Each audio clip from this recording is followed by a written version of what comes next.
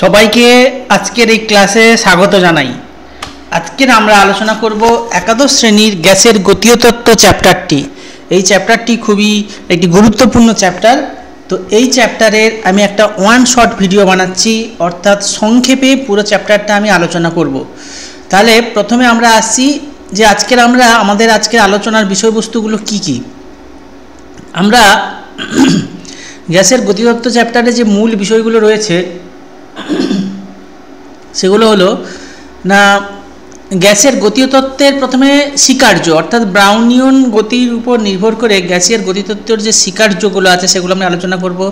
তারপরে চাপের রাশিমালাটা ডিডিউস করব না, জাস্ট ফর্মুলা এবং সেটার উপর ডিসকাশন করব।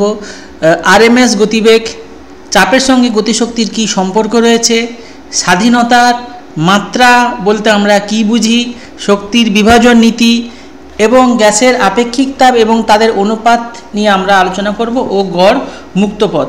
এগুলো আমরা একে একে পরপর আলোচনা করতে থাকবো। একটা ভিডিওর মধ্যে আমি এই পুরো টপিকগুলো আমি মোটামুটি কমপ্লিট করার চেষ্টা করছি। তাহলে দেখো, প্রথমে আমরা আসছি গ্যাসের গতীয় তত্ত্বের মূল স্বীকার্যগুলো। দেখো, গ্যাসের গতীয় তত্ত্ব মূল স্বীকার্যগুলো করার আগে আমাদের জানতে হবে ব্রাউনিয়ান গতিটা কি। ব্রাউনিয়ান গতি, রবার্ট ব্রাউন প্রথমে একটা জলের উপর কিছু পরাগরেণু ফেলে দিয়ে উনি লক্ষ্য করেছিলেন ব্রাউনীয় গতি লক্ষ্য করেছিলেন যে পরাগরেণুগুলো স্থির নেই, অর্থাৎ এই কণাগুলো অবিরত এলোমেলোভাবে বিভিন্ন দিকে ঘুরে চলেছে। সেখান থেকেই গ্যাসের গতীয় তত্ত্বের স্বীকার্যগুলো এসেছে। গ্যাসের গতীয় তত্ত্বের স্বীকার্যগুলো আমরা প্রথমে ধরে নেব কি না, আমরা জানি যে কঠিন, তরল এবং গ্যাস। এখানে গ্যাসের ক্ষেত্রে দুটো অণুর মধ্যে আন্তঃআণবিক আকর্ষণ বল অনেকটা কম হয় এবং ওদের মধ্যে ব্যবধানটা বেশি হয়। সেই কারণে গ্যাসের কণাগুলো কিন্তু স্থির থাকে না, সর্বদা গতিশীল থাকে এবং এলোমেলোভাবে ঘুরে বেড়ায়। তো গতিতত্ত্বের স্বীকার্যগুলো আমরা একটা একটা আলোচনা করছি। প্রথমে যে স্বীকার্যটা আছে, সকল গ্যাস অসংখ্য অণুর সমষ্টি। তাহলে যে গ্যাসে যে আমি কন্টেনারটা নিয়েছি বা এই গ্যাসের পাত্রটা নেওয়া হয়েছে, আমি এখানে দেখতে পাচ্ছি যে এই গ্যাস মানে হচ্ছে কি অসংখ্য অণুর সমষ্টি, অসংখ্য অণু আছে, অসংখ্য অণু সমষ্টি। তারপরে বলছে গ্যাস অণুগুলি বিন্দু ভরের মতন, এদের আয়তন পাত্রের আয়তনের তুলনায় খুবই নগণ্য। অর্থাৎ মধ্যে যে গ্যাসের অণুগুলোকে আমরা ছোট ছোট কণাগুলোকে আমরা ভাবছি, এগুলো কি পাত্রের আয়তনের তুলনায় এর আয়তন মানে গ্যাসের অণুগুলির যে আয়তন, এটাকে নগণ্য ধরা হয়েছিল। এটা কিন্তু পরবর্তীকালে এটা সংশোধন করা হয়েছে। পরেরটা হচ্ছে কি, অণুগুলি সর্বদা গতিশীল। প্রথমে বললাম যে গ্যাসের অণুগুলো কিন্তু সবসময় গতিশীল, গ্যাসের অণুগুলো কিন্তু স্থির থাকে না। অণুগুলি দৃঢ় এবং আদর্শ স্থিতিস্থাপক গোলকের ন্যায় আচরণ করে। এগুলো গ্যাসের অণুগুলো ছোট হলেও এগুলো কিন্তু দৃঢ় এবং আদর্শ স্থিতিস্থাপক গোলকের ন্যায় আচরণ করে। অর্থাৎ যখন গ্যাসের অণুগুলো একে অপরের সঙ্গে সংঘর্ষ ঘটায় কিংবা এরা যখন পাত্রের দেওয়ালের সঙ্গে সংঘর্ষ ঘটায়, এদের কিন্তু গতিশক্তি এবং ভরবেগের সংরক্ষণ ঘটে। তাই আমরা একে বলতে পারি এটা হচ্ছে কিন্তু আদর্শ স্থিতিস্থাপক গোলকের ন্যায় আচরণ করে। অর্থাৎ এদের ভরবেগ এবং গতিশক্তির সংরক্ষণ ঘটে সংঘর্ষের পরেও। এছাড়াও বলতে পারি যে অণুগুলির কোনো স্থিতিশক্তি নেই, এরা যেহেতু সবসময় ঘুরে বেড়াচ্ছে, গতিশীল আছে, তাই এদের সম্পূর্ণ শক্তি হচ্ছে গতিশক্তি, এদের কোনো স্থিতিশক্তি নেই। এছাড়াও কিন্তু গ্যাসের গতীয় তত্ত্বে আরও কয়েকটা স্বীকার্য রয়েছে, সেগুলো তোমরা একটু টেক্সট বই ধরে পড়বে, কারণ আমি যেহেতু ওয়ান শট ভিডিও বানাচ্ছি, একটাতে সব কিছু কভার করা সম্ভব নয়, এই জন্য আমি একটু সামারি টাইপের ভিডিও আমি করছি। নেক্সট টপিকে আমরা আসছি নাকি চাপের রাশিমালা। তাহলে দেখো, গ্যাসের যে অণুগুলো এগুলো কিন্তু স্থির নেই, সর্বদা গতিশীল থাকার ফলে এরা কি করছে, নিজেদের মধ্যে যেমন সংঘর্ষ ঘটাচ্ছে তেমন এই গ্যাসের কণাগুলো কি করছে না, পাত্রের দেওয়ালে সংঘর্ষ করছে। যখন তুমি সংঘর্ষ করছে তাহলে একটা কণা ধরে এলো, কণা এসে যখনই এই কণাটা এসে সংঘর্ষ ঘটাচ্ছে তখনই কিন্তু এর ভরবেগের পরিবর্তন ঘটবে, বেগের পরিবর্তন ঘটবে, এবং যেহেতু কণাগুলোর একটা ভর আছে তাই ভরবেগের পরিবর্তন ঘটবে। তাহলে ভরবেগের পরিবর্তন ঘটলেই একটা বল প্রযুক্ত হবে, আর একক ক্ষেত্রফলে প্রযুক্ত যে বল, একক ক্ষেত্রফলে প্রযুক্ত বলকে আমরা কি বলবো না চাপ বলি। একক ক্ষেত্রফলে প্রযুক্ত বলকে আমরা চাপ বলবো। তাই এই পাত্রের দেওয়ালে একটা এখানে কিন্তু চাপ প্রয়োগ করছে।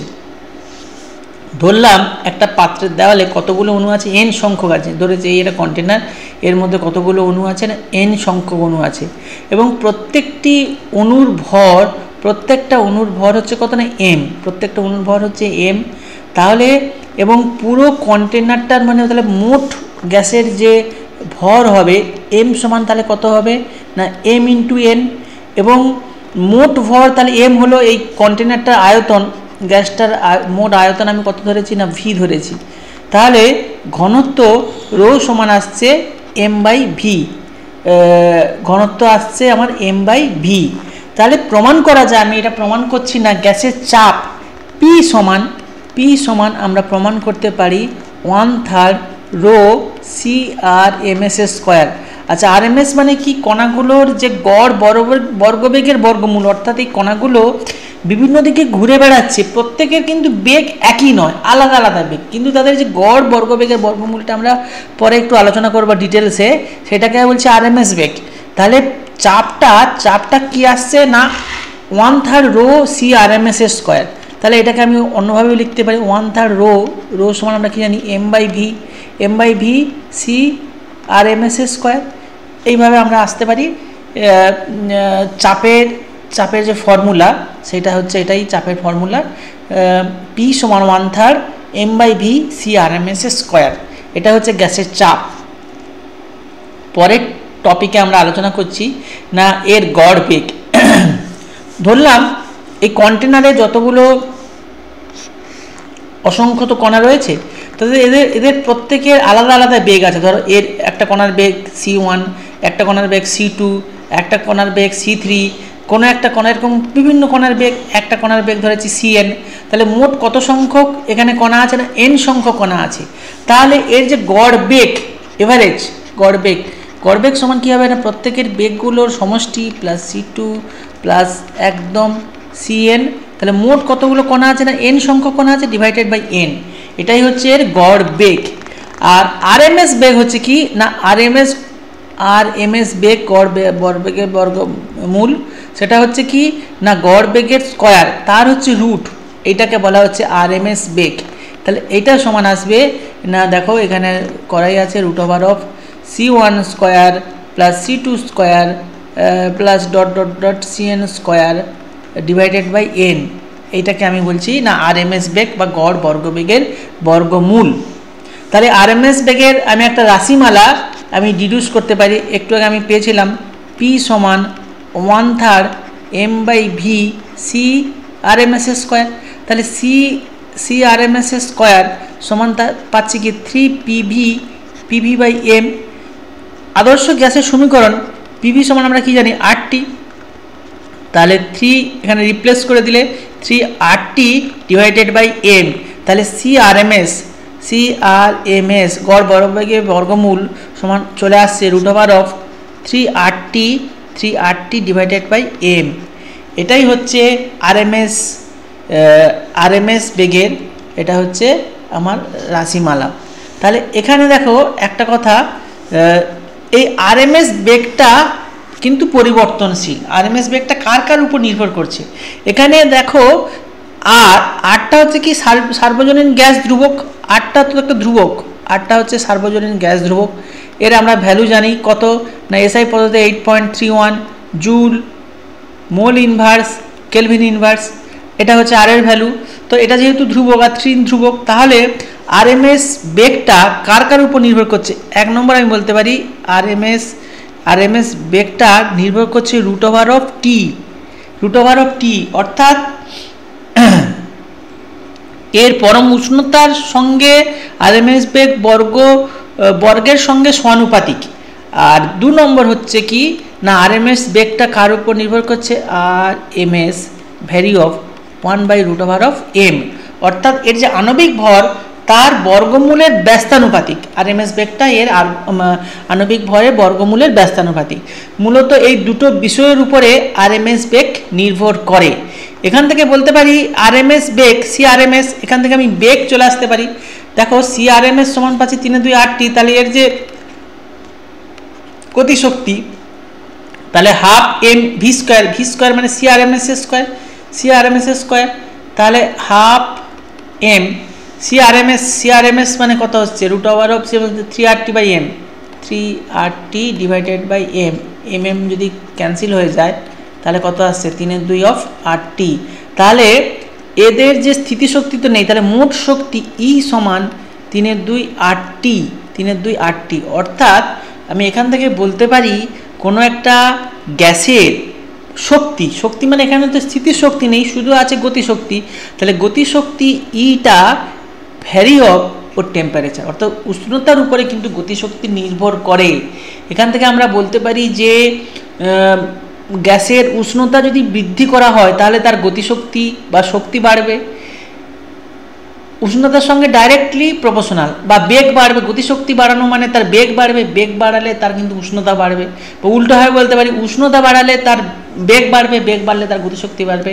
এখান থেকে পরম উষ্ণতা ধারণা পাওয়া যায়, অর্থাৎ টিকে যদি 0 করে দেই তাহলে ই কি হচ্ছে না, ই হচ্ছে 0, অর্থাৎ কণাগুলোর বেগ কিন্তু থেমে যাচ্ছে, তাহলে ই টি সমান 0, পরম উষ্ণতা 0, এটাকে বলছি কিনা 0 কেলভিন। অর্থাৎ যে উষ্ণতায় গ্যাসের বেগগুলো স্থির হয়ে যায় তাকে আমরা বলছি পরম উষ্ণতা, বা তার মান হচ্ছে কত না 0 কেলভিন। পরের টপিকে আমরা চলে আসছি না স্বাধীনতার মাত্রা। স্বাধীনতার মাত্রা বলতে কি না কোনো একটি কণা, এক পরমাণু, দ্বিপরমাণু, ত্রিপরমাণু আরও হতে পারে, আমরা 3টে পরমাণু নিয়ে আলোচনা করব, সে স্বাধীনভাবে কিভাবে সে থাকতে পারে। যদি এটা আবার ডিপেন্ড করছে যে একমাত্রিক না দ্বিমাত্রিক না ত্রিমাত্রিক। যদি একমাত্রিকে ধরো, আমি যদি বলি একটা পিঁপড়ে যাচ্ছে, বা কোনো একটা কণা একটা পিঁপড়ে একটা এরকম কোনো দড়ির উপরে সে বেয়ে চলেছে, তাহলে পিঁপড়ের যে অবস্থান আমি কি করতে পারি না একটা দৈর্ঘ্যের সাহায্যে বলতে পারি, মানে অর্থাৎ একটা স্থানাঙ্কের সাহায্যে কিন্তু পিঁপড়ের অবস্থান আমি নির্ণয় করতে পারি। কিন্তু এই একই পিঁপড়েটা যদি কোনো একটা তলের উপরে অবস্থান করে, পিঁপড়েটা যদি তলের উপরে অবস্থান করে তখন XY, তখন পিঁপড়ের অবস্থান বোঝানোর জন্য আমার দুটো স্থানাঙ্ক লাগবে, তাহলে এখানে এর স্বাধীনতার মাত্রা কত হচ্ছে 2। এবারে ধরো কোনো একটা মাছি যদি কোনো ত্রিমাত্রিক ডাইমেনশানে ঘুরে বেড়াচ্ছে XYZ, তাহলে এর স্বাধীনতার মাত্রা কত হবে 3 হবে। না একে বোঝানোর জন্য কটা কোঅর্ডিনেট লাগছে না XYZ, 3টে কোঅর্ডিনেট লাগছে। কিন্তু এটা যদি আরো কমপ্লেক্স হয়ে যায়, এটা ধরো একমাত্রিক আছে তাই স্বাধীনতার মাত্রা 3 আছে, ধরো দুটো বস্তু মানে একটা দ্বিপরমাণু আছে, তখন তার কি হবে, তখন স্বাধীনতার মাত্রা তাহলে এর স্থানাঙ্ক হবে X1 Y1 Z1, এর স্থানাঙ্ক হয়ে যাবে X2 Y2 Z2, তার মানে এর তিনটে, তাহলে স্বাধীনতার মাত্রা 6টা। কিন্তু এদের মাঝখানে যেটা বাধা একটা আছে, এইদিকে তো ওদিকে যেতে পারবে না, বা ওই কণাটা এদিকে আসতে পারবে না, তাহলে এর স্বাধীনতার মাত্রা তখন হয়ে যাবে 5। এটাই হচ্ছে মোটামুটি স্বাধীনতার মাত্রা, অর্থাৎ একটা কণাকে অবস্থান বোঝানোর জন্য তার কতগুলো স্বাধীন স্থানাঙ্কের প্রয়োজন হয়, কিংবা সে কতভাবে ঘুরে বেড়াতে পারে, তাকে বলছি আমি তার স্বাধীনতার মাত্রা। তাহলে স্বাধীনতার মাত্রা একটা ফর্মুলা রয়েছে, F = 3n - হচ্ছে k, এরকম একটা ফর্মুলা রয়েছে। F = 3n - k। এখানে nটা কি না, nটা হচ্ছে কি না অণুর সংখ্যা, nটা হচ্ছে কি না অণুর সংখ্যা, আর kটা হচ্ছে কি না বাধা। তাহলে এটা হচ্ছে আমাদের মূল ফর্মুলা, F = 3n - k। এটা হচ্ছে স্বাধীনতার মাত্রার ফর্মুলা। এখান থেকে আমরা এক পরমাণু গ্যাসের ক্ষেত্রে আমরা এর স্বাধীনতার মাত্রাটা আমরা বের করব। এক পরমাণু গ্যাসের ক্ষেত্রে স্বাধীনতার মাত্রা, তাহলে ফর্মুলা হচ্ছে Kf = 3n - k। এক পরমাণু মানে একটা পরমাণু আছে এখানে, n সমান কত 1, এর কোনো বাধা নেই, একটা সে সিঙ্গেল ছেলে, তার তো কোনো বাবা মা বা কেউ নেই, সে একা যদি খুশি রেখে যেতে পারে, অর্থাৎ এর বাধা কত হবে না, এর বাধা সমান কত 0। তাহলে এক্ষেত্রে স্বাধীনতার মাত্রা f সমান আসছে 3 × 1 - 0, এখানে কত আসছে না 3। আচ্ছা, দ্বিপরমাণু গ্যাসের ক্ষেত্রে আমরা বের করব দ্বিপরমাণু গ্যাসের ক্ষেত্রে স্বাধীনতার মাত্রা, তাহলে একই ফর্মুলা f সমান কি আসবে 3n - k। দ্বিপরমাণু মানে দেখো দুটো পরমাণু আছে, দুটো পরমাণু মানে এখানে n এর ভ্যালু কত হবে 2, আর স্বাধীনতা মানে কি এদের মধ্যে বাধা কটা আছে না, একটাই বাধা আছে, k কিন্তু 1। তাহলে এখানে দ্বিপরমাণু গ্যাসের ক্ষেত্রে 3 × 2 আর k এখানে 1 আছে, তাহলে 3 × 2 = 5, 3 × 2 = 6 - 1 5। তাহলে দ্বিপরমাণু গ্যাসের ক্ষেত্রে স্বাধীনতার মাত্রা কত পাচ্ছি 5। এবারে আসছি আমি ত্রিপরমাণু গ্যাসের ক্ষেত্রে। ত্রিপরমাণু গ্যাসের দুটো কেস হয়, একটা হচ্ছে সরলরৈখিক কেস। সরলরৈখিক কেস মানে তিনটে অণু এইভাবে আছে, অর্থাৎ এখানে n ত্রিপরমাণু মানে n তো সবার ক্ষেত্রে 3 হবে, এখানে বাধা একটা, এখানে বাধা একটা, তাহলে এই ক্ষেত্রে k সমান কত আসছে 2। তাহলে ত্রিপরমাণু গ্যাসের ক্ষেত্রে স্বাধীনতার মাত্রা f সমান আসছে 3n - k। 3n, n এখানে কত না 3 - k, বাধা কত 2, তার মানে কত আসছে 7। ত্রিপরমাণু গ্যাসের ক্ষেত্রে একটা ভ্যালু পাচ্ছি কত 7। আর একটা কেস হতে পারে, ধরো ওজোন গ্যাস, এটা হচ্ছে কার্বন ডাইঅক্সাইডের ক্ষেত্রে এটা প্রযোজ্য। ধরো ওজোন গ্যাসের কেমন হয়, তার গঠনটা এরকম। এক্ষেত্রে n সমান কত আসবে 3, আর বাধা দেখো একটা, দুটো, তিনটে, তাহলে এখানে বাধা দেখতে পাচ্ছি 3।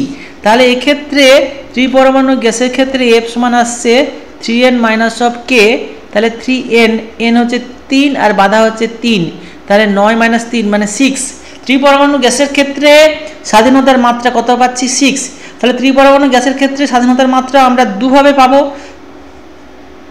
সরলরৈখিকের ক্ষেত্রে 7 এবং চতুস্তলীয় ক্ষেত্রে এটা পাচ্ছি 6।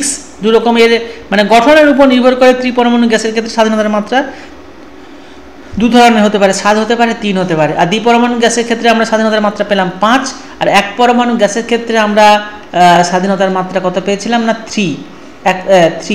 এক পরমাণু গ্যাসের ক্ষেত্রে স্বাধীনতার মাত্রা পেয়েছিলাম 3। তাহলে 3, 5, আর এখানে 7 হতে পারে, আর একটা হতে পারে কত না 6 হতে পারে। এরপরে আমরা একটা গুরুত্বপূর্ণ বিষয় নিয়ে আলোচনা করব, সেটা হচ্ছে কি না শক্তির সমবিভাজন নীতি। শক্তির সমবিভাজন নীতি কি বলেছে আগে আমরা একটু এটা স্টেটমেন্টটা একটু পড়ে নিই। এখানে কি বলছে না কোনো পদার্থের অণুগুলির গড় গতিশক্তি প্রতিটি স্বাধীনতার মাত্রার মধ্যে সমভাবে বিভাজিত হয় এবং যে কোনো একটি অণুর প্রতিটি স্বাধীনতার মাত্রার সঙ্গে গড় গতিশক্তির মান কত আসছে না 3/2 kT। কেটা হচ্ছে কি না বোল্টজম্যান ধ্রুবক। এখানে কেটাকে আমি কি বলছি না কে হচ্ছে বোল্টজম্যান ধ্রুবক, কে হচ্ছে R/N, আর হচ্ছে কি না সার্বজনীন গ্যাস ধ্রুবক অর্থাৎ 8.31, আর n হচ্ছে কি অ্যাভোগাড্রো সংখ্যা 6.023 × 10⁻23। এটা ক্যালকুলেশন করলে আসে 1.38 × 10⁻23 না জুল এবং কেলভিন ইনভার্স। এটা হচ্ছে কে হচ্ছে কি বোল্টজম্যান ধ্রুবক। তাহলে এখানে দেখো কি বলছে না প্রতিটি স্বাধীনতার মাত্রার মধ্যে সমভাবে বিভাজিত হবে মোট শক্তি এবং যে কোনো একটির প্রতিটি স্বাধীনতার মাত্রার সঙ্গে গড় গতিশক্তি কত আসবে না 3/2 kT। 3/2 kT একটি স্বাধীনতার মাত্রা। তাহলে কোনো একটা অণুর যদি f সংখ্যক স্বাধীনতার মাত্রা হয় তাহলে শক্তি কত আসবে না f/2 of kT।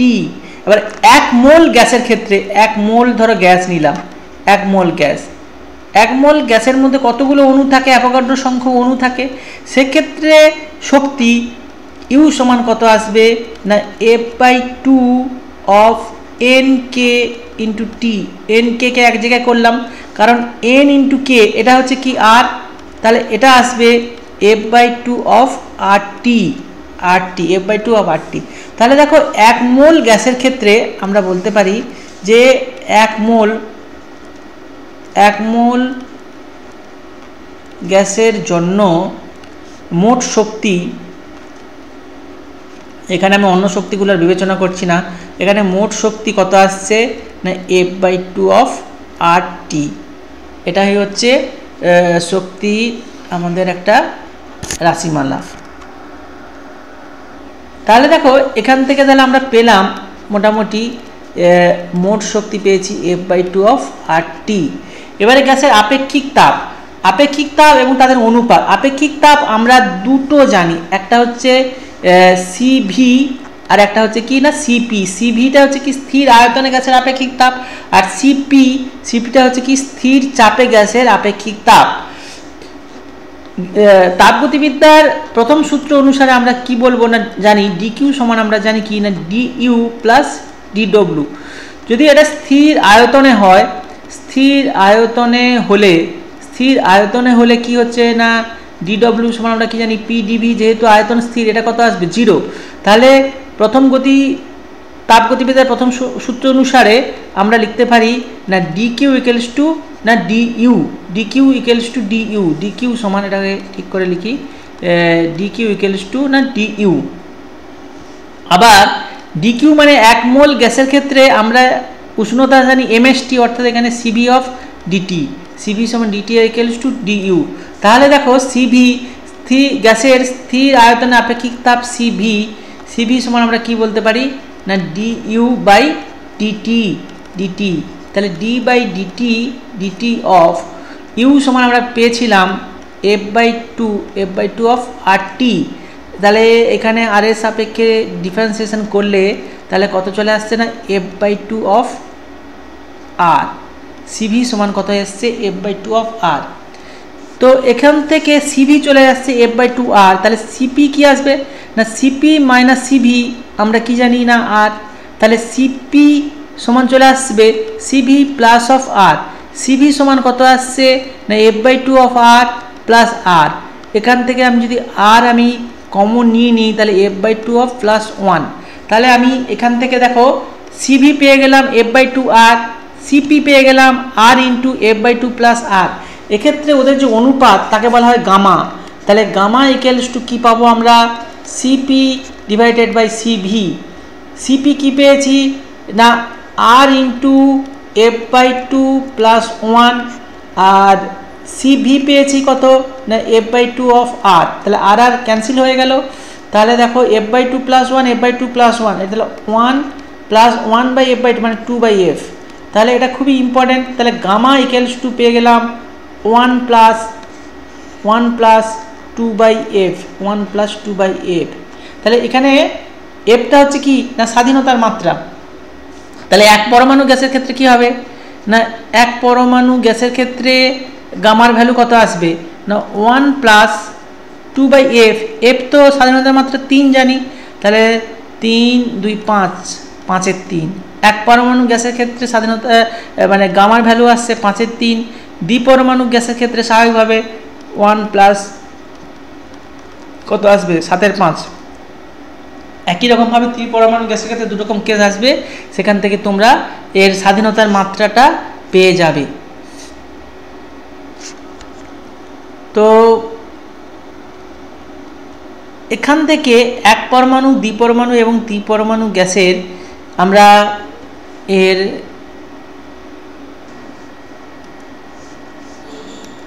তাহলে আমরা গামা ইকুয়ালস টু যেটা পেলাম 1 প্লাস 2/F।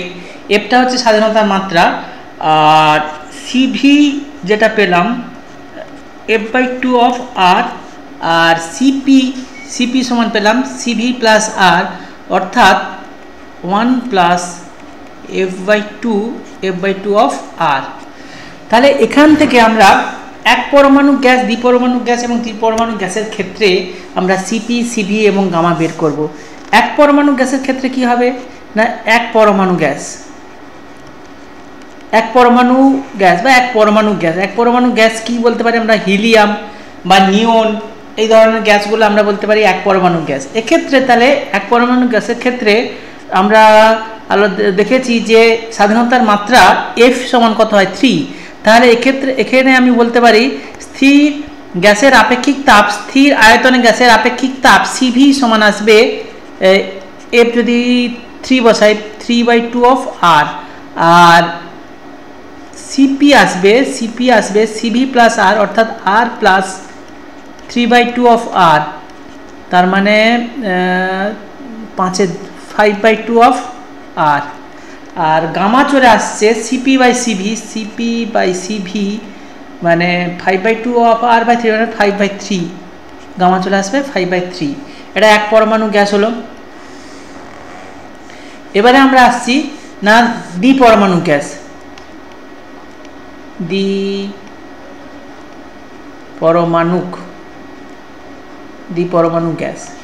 দ্বিপরমাণু গ্যাস মানে আমি বলতে পারি অক্সিজেনের কথা আমি ভাবতে পারি। দ্বিপরমাণু গ্যাস, অক্সিজেন, নাইট্রোজেন, এগুলো হচ্ছে দ্বিপরমাণু গ্যাস।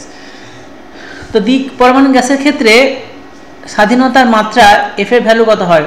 5।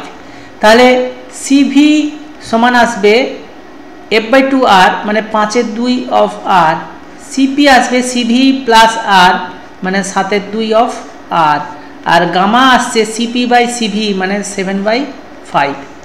ত্রিপরমাণু গ্যাসের ক্ষেত্রে কি আসবে?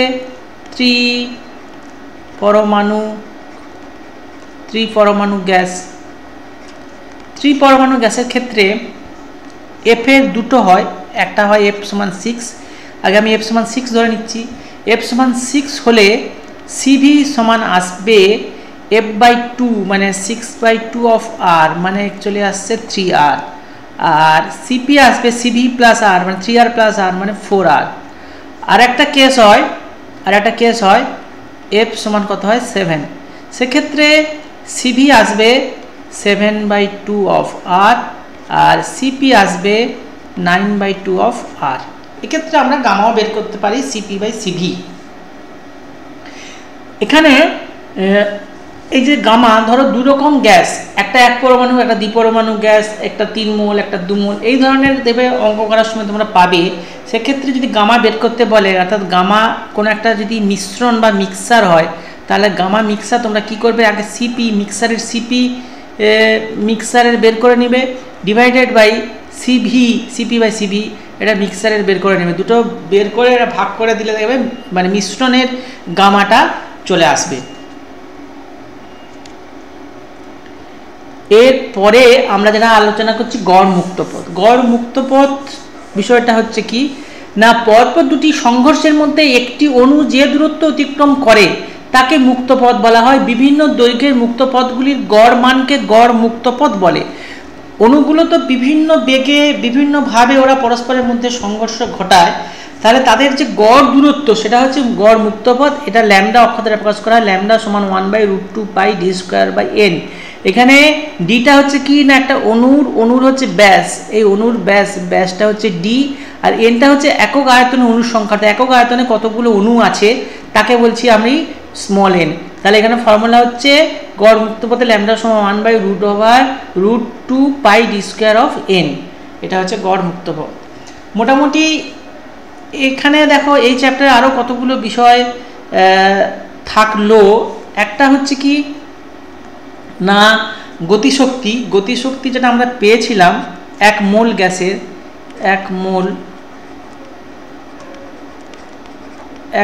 গ্যাসের গড় গতিশক্তি আমরা যেটা পেয়েছিলাম, কত পেয়েছিলাম? 3/2 অফ RT। এখানে একটা বিষয় আছে যে প্রতিটি অণুর গতিশক্তি কত হবে? প্রতিটি অণুর গতিশক্তি যে আমি যদি ই বার বলি, এক মোলের মধ্যে কতগুলো অণু আছে? অ্যাভোগাড্রো সংখ্যা মানে এন সংখ্যক অণু আছে। তাহলে প্রতিটি অণুর, এটা এক মোল ছিল, এবারে প্রতিটি অণুর গতিশক্তি ই বার হলে কি আসবে? ই ডিভাইডেড বাই না অণু সংখ্যা, মানে এক মোলে যতগুলো অণু অ্যাভোগাড্রো সংখ্যা, মানে তাহলে আমাদের আসছে 3/2 of R by N of টি।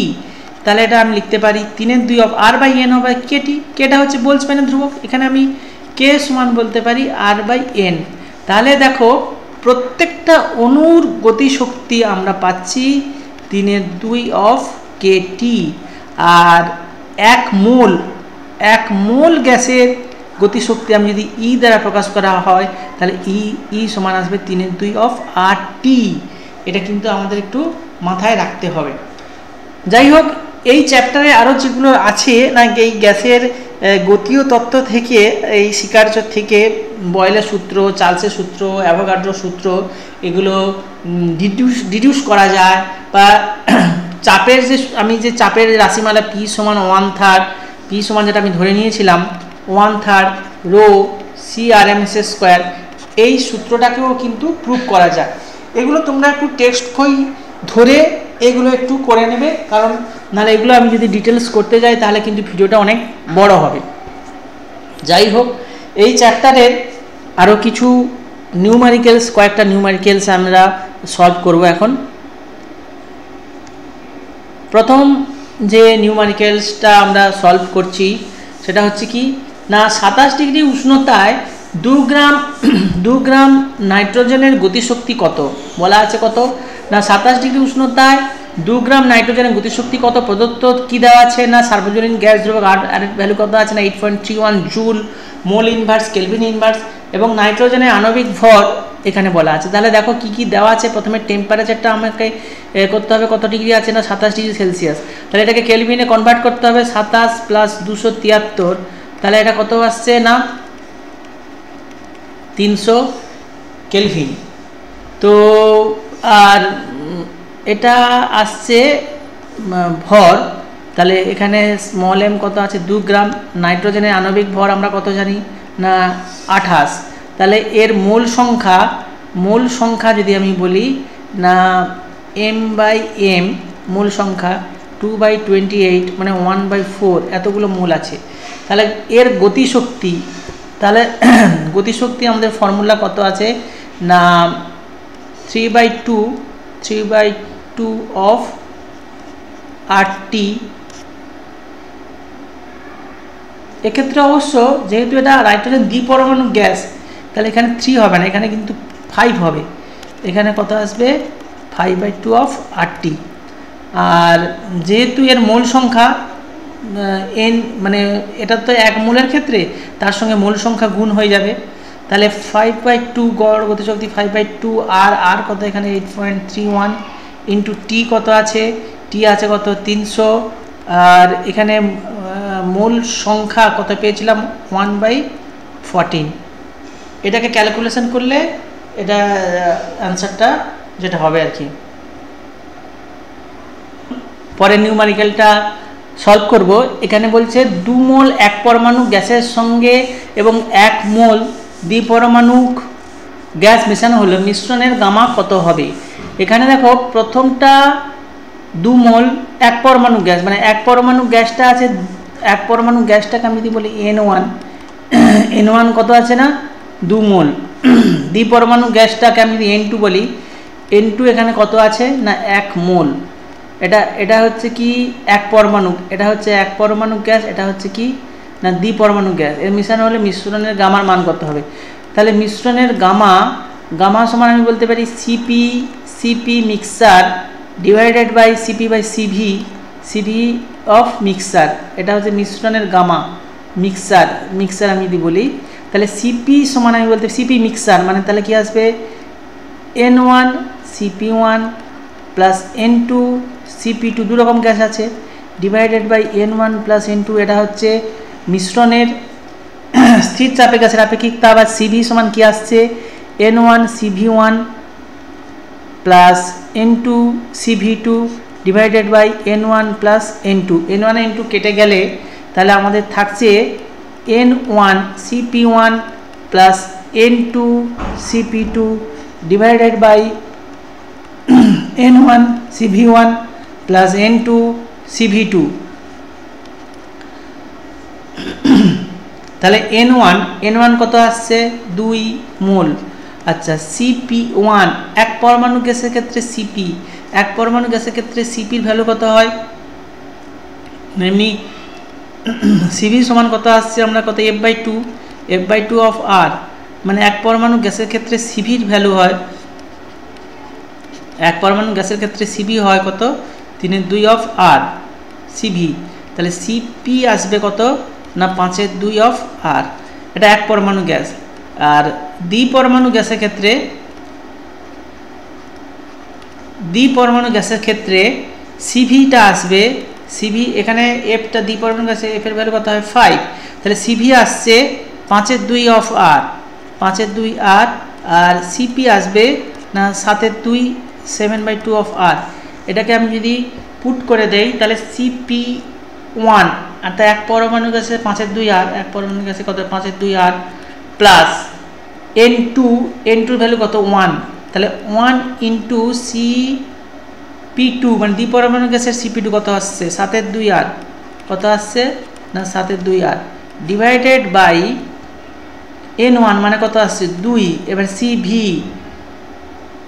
এক পরমাণু গ্যাসের ক্ষেত্রে CV কত আসছে 3/2 আর, 3/2 আর, আর দ্বিপরমাণু মূল হচ্ছে কত 1, আর দ্বিপরমাণু গ্যাসের ক্ষেত্রে CV 5/2 আর কত আসছে 5/2 আর। এটাকে ক্যালকুলেশন করলে এটা দাঁড়াবে কত না 17/11। এটা হচ্ছে মিশ্রণের ভ্যালু আসছে গামা, মিক্সারের ভ্যালু আসছে 17/11। এই ধরনের অঙ্ক কিন্তু পরীক্ষায় বেশ আসে। পরের প্রশ্ন আমরা নিচ্ছি যে টি উষ্ণতা সম্পন্ন একটি গ্যাস মিশ্রণে 2 মোল অক্সিজেন এবং 4 মোল নিয়ন গ্যাস আছে। গ্যাস অণুগুলির কম্পনকে উপেক্ষা করলে সংস্থার মোট অভ্যন্তরীণ শক্তির পরিমাণ নির্ণয় করো। অভ্যন্তরীণ শক্তি মানে এখানে গতিশক্তি বোঝানো হয়েছে, অন্য শক্তিগুলোকে আমরা উপেক্ষা করছি। তাহলে দেখো প্রথমে 2 মোল অক্সিজেন মানে অ্যাকচুয়ালি এটা দ্বিপরমাণু গ্যাসের ক্ষেত্রে আমাদের যে মোট শক্তি ইউ সমান আমাদের ফর্মুলা আসছে কত F/2 of R of T, F/2 of R of T. দ্বিপরমাণু গ্যাসের ক্ষেত্রে এটা কত আসবে 5/2 RT, আর এখানে কতগুলো মোল আছে না 2 মোল আছে, তাহলে ইনটু আসবে 2, তাহলে 5 RT। এটা হলো অক্সিজেনের ক্ষেত্রে হয়ে গেল। আর 4 মোল নিয়ন গ্যাস আছে, নিয়ন এটা ধরো U1 ধরলাম। এবারে U2 হচ্ছে ফর্মুলা হচ্ছে F/2 অফ RT, কত মোল আছে না 4 মোল আছে 4। নিয়ন গ্যাস হচ্ছে এক পরমাণু ক্ষেত্রে এফের হচ্ছে কত 3, তাহলে 3/2 অফ RT ইন্টু 4, তাহলে ক্যালকুলেশন করলে এখানে 2 আসছে, তাহলে কত আসছে 6 RT। তাহলে টোটাল অভ্যন্তরীণ শক্তি ইউ সমান আসবে U1 প্লাস অফ U2 মানে 5 RT ডিভাইডেড বাই 6 RT, তাহলে কত আসছে না 11 RT। তাহলে মোট অভ্যন্তরীণ শক্তি কত আসছে না 11 RT। তাহলে আমি এই চ্যাপ্টারে 3টে অঙ্ক করালাম, অসংখ্য অঙ্ক আছে। তোমরা ছায়া প্রকাশনীর বইতে যে MCQ রয়েছে এবং যে অঙ্কগুলো আছে এগুলো একটু সলভ করবে এবং বইটা পুঙ্খানুপুঙ্খানু পড়বে। তাহলে আজকের এই ভিডিওটা এখানেই শেষ করছি, ধন্যবাদ।